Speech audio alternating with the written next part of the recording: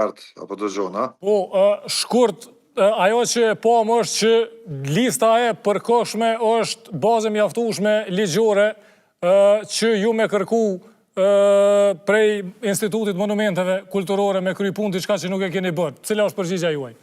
Lista e përkohshme përfshin monumentet e institucionit apo çfarëdo aseti mbrojtje për një periudhë njëvjeçare dhe nuk mundet me qenë për tej periudhës njëvjeçare sepse ajo bllokon çdo projekt të kryeqytetit në këtë rast.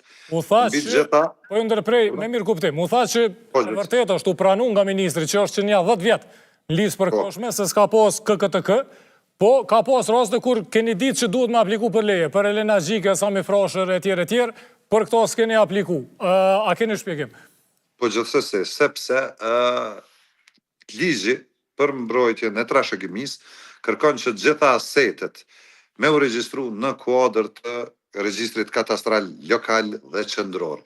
Dhe komuna, zyra urbanizmit, zyrët e planifikimit funksionojnë me dokumentacione shtetnore e jo me çka shohin ëndra këta atje qysh zbulojnë metoda për me bloku zhvillimin e projekteve në kryeqytet. Pra, në kadastra komunal ju nuk e keni askund si zonë të mbrojtën ato, po ju kuptoj drejt. I vetmi objekt në atë hapësirë i cili është i regjistruar në katastër komunal është biblioteka kombëtare. Prandaj e shihni absurditetin e tyne. E kanë regjistru bibliotekën kombëtare, që është shumë mirë që është regjistruar sepse në planifikim komuna e sheh se ai objekt është në mbrojtje edhe duhet të përcillet ligji i trashëgimisë. Ndërsa objektet tjera, aty asnjëna nuk është, edhe planifikimi i komunës bazohet në dokumentacione të tilla. E kuptova. Jo në çka mojnë këta në për arkivat e tyne. E funit, zotri Avolli, çka tash? Gjykata duhet me i ranë fije apo po prisni pe institutit?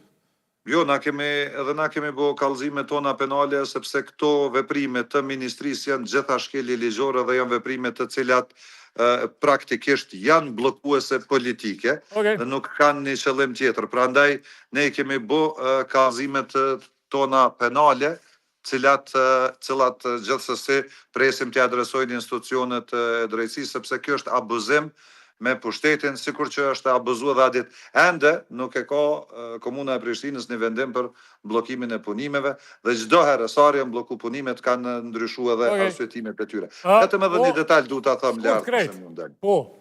Shumë shkurt.